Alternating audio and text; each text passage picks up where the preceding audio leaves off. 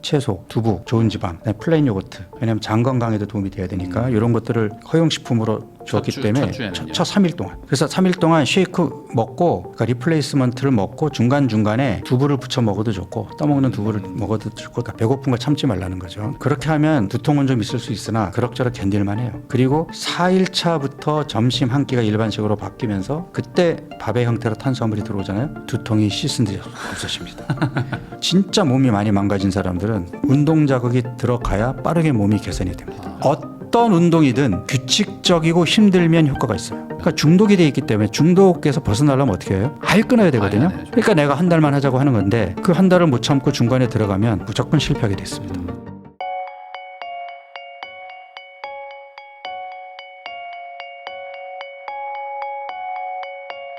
원장님이 이제 추천해 주시는 어떤 그런 사주 다이어트 프로그램 이거 좀 설명해 주시면 좋을 것 같습니다. 그러니까 사주 다이어트 프로그램은 사실은 정말 심오하고 그 정말 다양한 의학적인 지식과 저의 고뇌와 이제 이런 노하우들이 다 녹아 들어가 있는데 이걸 하나하나 설명하는 게 이제 쉽지가 않고 그래서 모든 분들에게 보편적으로 적용해 볼 수 있는 방법이 뭐가 있을까 해서 나름대로 한 달짜리 이제 프로그램을 짜놓은 거란 말이에요. 네.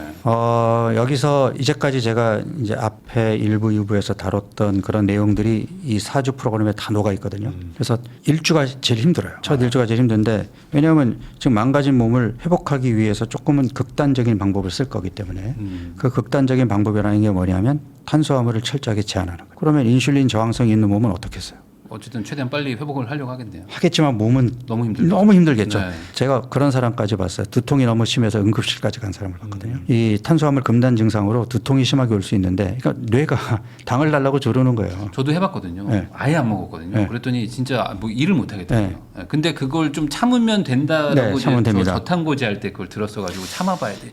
이렇게 했었는데. 그러니까 이제 탄수화물을 의도적으로 제한하게 되면 몸이 많이 망가져 있는 몸일수록 지방을 끄집어 쓰기보다는 이제 근육을 끄집어 쓸 거 아니에요. 네. 그럼 근육이 엄청 빠진단 말이에요. 근데 근육이 빠지는 것은 불리하나 그렇다고 탄수화물을 주면 지방이 안 나오니까 빠르게 지방을 끄집어 쓰는 몸으로 바꾸기 위한 어떤 이제 전략인데 이게 사람들이 또 착각을 한 게 사실은 요 첫 3일 동안의 방법이 의학 쪽에서는 이제 그 초저칼로리 다이어트. 그러니까 초저칼로리. 예, 그냥 저칼로리 식단이 아니고 앞에 초자가 붙은 거예요. 네. 이거는 뭐냐면 하루에 총 섭취 에너지를 1000칼로리 미만, 보통 한 800칼로리 미만으로 이제 네. 줄인 거예요. 고도 비만인 사람들에게 극단적인 방법으로 빨리 체중 감량을 하기 위한 전략인데 이러면 위험하잖아요. 네.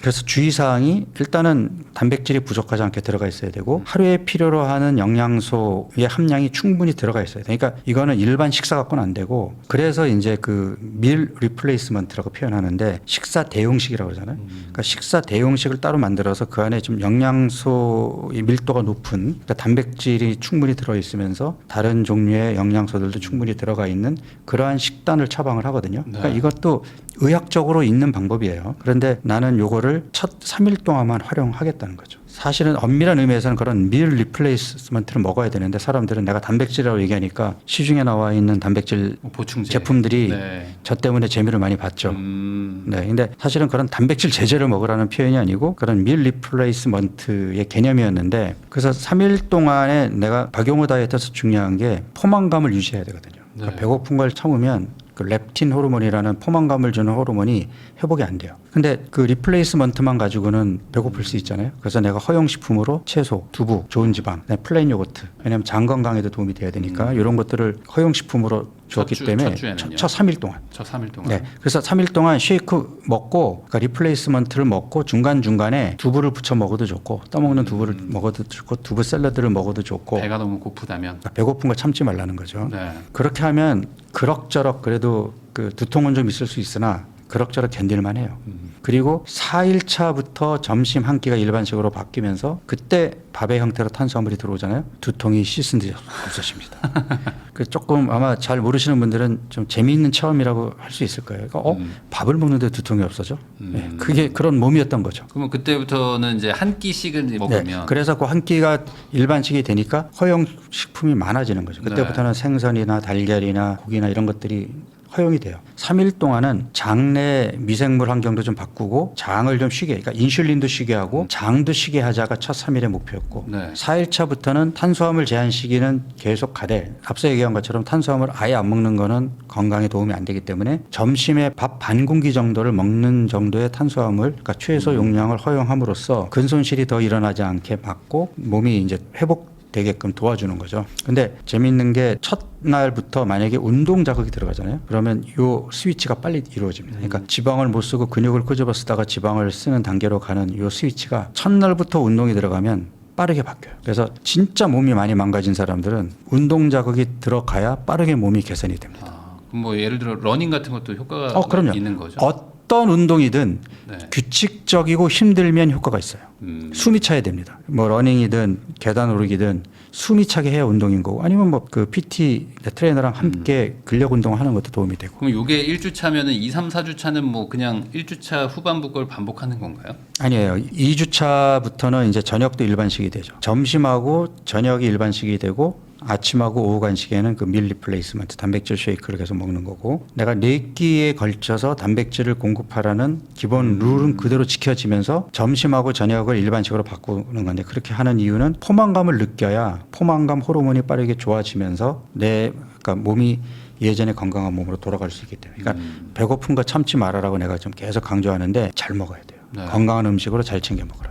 그리고 2주차부터 앞서 얘기했던 24시간 간헐적 단식이 들어가는 거죠. 14시간 공복을 매일 유지하되 일주일 중에 하루는 그걸 24시간으로 늘리는데 처음부터 무리하지 말고 힘들면 16시간, 18시간, 20시간 단계적으로 가도 된다. 중요한 거는 굶는 시간을 단계적으로 늘리는 게 중요한 거지 너무 욕심내가지고 나는 기어코 24시간을 하겠어. 하다가 그게 스트레스가 되잖아요. 스트레스 호르몬이 올라가면 무너지기 쉬워요. 또 먹게 되고. 네. 내가 사실 이 얘기를 할까 말까 계속 고민하다가 안 한 게 너무 길어질 것 같아서 했는데 이 요요가 생기고 지금 현대인들의 다이어트가 실패하는 가장 큰 원인이 스트레스 조절 실패예요. 그러니까 현대인들은 크고 작은 만성 스트레스에 시달리고 있거든요. 근데 이 만성 스트레스가 정제 탄수화물과 연결이 되면 그때는 거기서 못 벗어납니다. 그러니까 우리가 흔히 탄수화물 중독이라고 얘기하고 그러니까 앞서 내가 지방간의 원인을 술하고 과당이라고 얘기했잖아요. 뱃살, 그러니까 내장 지방 비만이라고 얘기하는데 뱃살의 원인은 만성 스트레스와 탄수화물이에요. 그러니까 스트레스를 먹는 걸로 푸는 순간 이제 답이 안 나와요. 배 살이 찌는데 왜 답이 안 나오냐면 본인의 의지로 통제가 안 돼요. 이거는 의지의 수준이 아니에요. 그러니까 내가 이제 금기 음식을 한 달 동안 먹지 못하게 한단 말이에요. 술하고 설탕, 밀가루, 심지어 이제 과일까지도 좀 제한을 하는데 이러한 음식들의 특징이 뭐냐면 내가 정신줄 놓으면 내 의지력을 넘어서서 과식 폭식으로 갈 수 있기 때문에 내가 못 먹게 하는 거예요. 그러니까 내가 아예 첫날부터 못 먹게 하면 이거는 한 달 동안 금기 음식이야. 내가 한 달이라는 기한을 정해놓은 이유도 한 달만 끊어보자. 한 달 후에 먹으면 되잖아. 술 한 달만 끊고 한 달 후에 먹으면 되잖아. 한 달 끊어보고 한 달 후에 먹으면 되잖아. 이러면 내가 그래? 내가 빵순이라 빵 끊기 힘들었는데 운동도 정말 하기 싫었는데 한 달만 해봐? 한 달에 해볼 수 있을 것 같은데 그럼 한 달만 헬스클럽 등록해가지고 운동하고 한 달만 내가 빵 딱 끊고 한번 해봐? 이거는 가능하다니까요. 네. 그런데 이 과정에서 중간에 내가 좋아하는 달달한 음식이 땡길 때 정신줄 놓고 나 딱 한 개만 먹어야지 한 하고 번으로 들어오는 순간 무너져 버려요. 이거는 의지의 문제가 아니다. 그래서 내가 금기 음식은 절대 먹지 마라. 무조건 실패한다라고 강조하는 게 사람들이 내가 이렇게 강조하는 거를 이해를 못하고 요만큼 먹어도 안 될까요? 이건 되잖아요. 아니 요만큼 먹는다고 내 몸에 뭐가 달라지나요? 달라진다니까요. 네. 위장관까지 들어갈 필요도 없어요. 혀로 가는 순간 혀에 있는 미각에서 바로 내려갑니다. 네. 그 다음부터는 정신줄 놓는 거예요. 네. 특히 그 여성분들이 생리 주기에 따라서 특히 생리 직전에 이제 막 터지잖아요. 네, 네. 그러니까 뭐 몸도 붓고 막 단계 땡기는데 그때 못 참으면 진짜 뭐 에이스 크래커 뭐 스낵 한 봉지 그냥 없어지거든요. 네. 그런 분들한테 어떻게 얘기하냐면 건강식으로 과식하라고 얘기를 하는 거예요. 그러니까 그런 게 땡길 때 차라리 브로콜리 그다음에 뭐 두부 샐러드 나 오늘 이걸로 그냥 승부 볼래 하고 그냥 배 터지게 먹는 거예요. 그러니까 건강식으로 배불리 먹는 건 아무 문제 없는데 이러다가 내가 달달한 거 하나 입에 들어오잖아요. 초콜릿 하나만 잘라 먹어야지 하나 잘라서 넣는 순간부터 정신줄 놓고 다 먹어버리니까 아예 그런 일이 생기면 안 돼요. 많이 공감하고 있습니다. 그런 일들이 좀 있었거든요. 그러니까 이게 실제 현대인들의 이제 앞서 내가 과당을 끊으라고 얘기했던 게 네. 끊지 못하는 게 어렸을 때부터 이미 과당에 노출됐기 때문에 과당이 알코올 못지않게 중독성이 강해요. 그러니까 중독이 돼 있기 때문에 중독에서 벗어나려면 어떻게 해요? 아예 끊어야 되거든요. 아예 그러니까 내가 한 달만 하자고 하는 건데 그 한 달을 못 참고 중간에 들어가면 무조건 실패하게 됐습니다.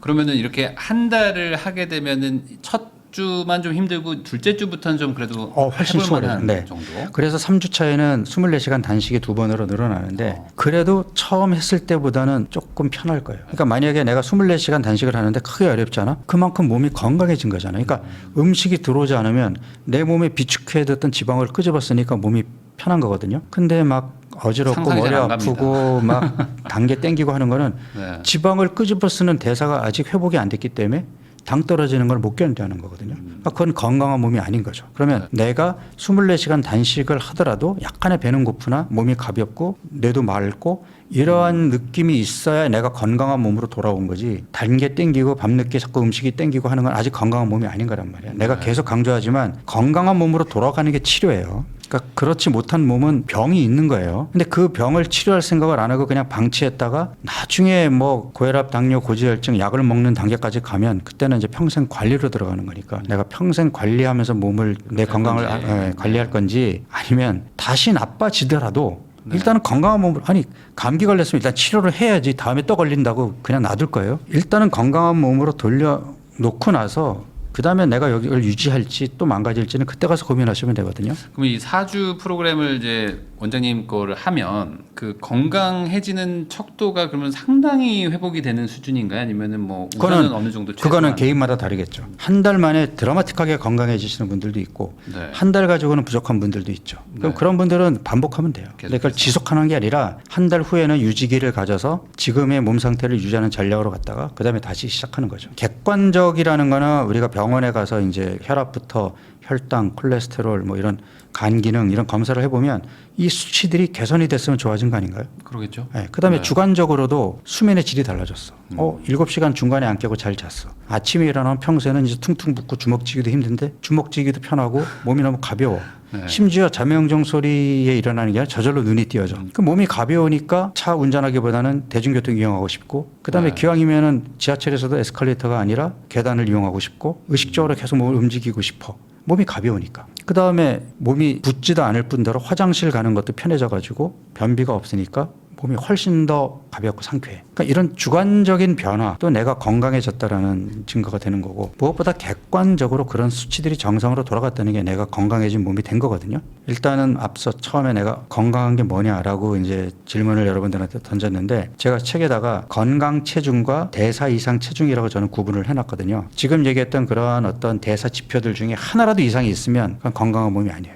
대사 지표에서 하나라도 이상 소견이 나왔을 때 그거를 다시 정상으로 돌려놓는 거. 그게 치료고 그렇게 해서 나온 체중이 건강 체중이지 내가 지금보다 10kg 빼는 게 건강 체중이 아닙니다. 그럼 저도 오늘부터 한번 치료를 한번 해보려고 이제 치료를 마음을 해야죠. 이제 네. 먹었거든요. 네. 그러면은 이렇게 해서 이제 4주 지나고 나면은 아까 말씀하신 것처럼 한 달은 참으라고 하면 이제 참을 수 있는데 계속 앞으로 술도 안 먹고 뭐 계속 뭐 과당도 안 먹으라고 하면 현실적으로 좀 어렵지 않습니까? 한 달 참고 나면은 그래도 약간의 좀 여지가 생기는 건가요? 그렇죠. 그러니까 생각을 해보면 우리가 20대 때는 네. 매일 새벽까지 술 먹고 그때는 뭐 진짜 밤에 라면 먹고 자고 그때는 건강한 몸이었고 지금은 건강하지 않은 몸이고 그러면 건강한 몸으로 만들어 놓으면 내 몸이 그런 것들을 처리할 거 아니에요. 앞서 내가 인슐린 저항성을 얘기했는데 그 인슐린이라는 일꾼이 다시 빠릿빠릿함을 되찾으면 그러면 일꾼들 수가 줄어들 거 아니에요. 네. 몸이 훨씬 편하겠죠. 그러니까 그런 몸을 만들어 놓으면 아니 얘네들이 조금 당이 들어와도 처리할 거 아니에요.